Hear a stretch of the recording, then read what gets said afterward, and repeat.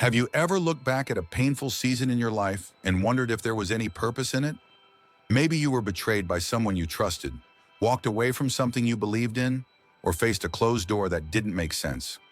In moments like these, it's easy to feel forgotten, broken, or even defeated. But I want to tell you something that can change your perspective. God doesn't waste pain. Genesis 50:20 says, "You intended to harm me, but God intended it for good." Those words came from Joseph, a man who knew deep pain.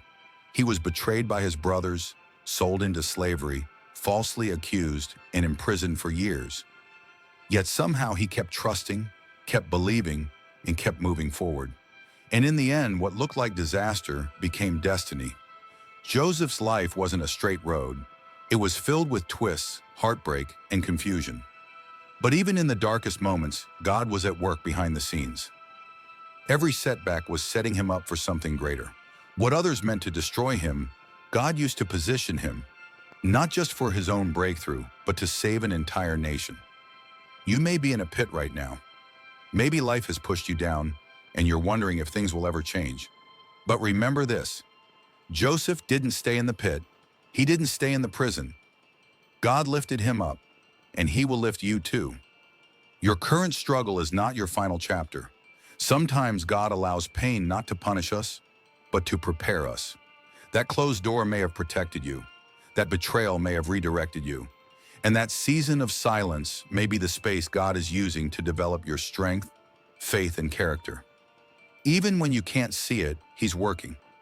You see, we often want immediate answers, but God is more interested in long-term purpose. He sees what we can't. He knows what we don't. And He allows us to walk through valleys not to destroy us, but to deepen our dependence on Him. Because when the breakthrough comes, and it will, He alone gets the glory. So don't let your heart grow bitter. Don't allow pain to harden you. Joseph chose to forgive, and that forgiveness unlocked favor. He let go of the past, and God trusted him with influence, power, and legacy. The same can happen for you when you release the weight of what was and embrace the promise of what is coming. Your story is not over. In fact, some of the greatest testimonies begin in the darkest places. What you're going through now may be the very thing God uses to launch you into your calling. You are not forgotten. You are not forsaken. You are being shaped for something greater. So lift your head, take a deep breath, and remind your soul that God is not finished with you. The pain you felt is real, but so is the purpose. And in time, just like Joseph, you'll look back and say, "What was meant for evil, God turned for my good." Walk in that confidence. Speak life over your future. Trust Him even when it hurts. Because the God who brought Joseph from the pit to the palace is the same God writing your story. And He's not done yet. Amen. Have a blessed day.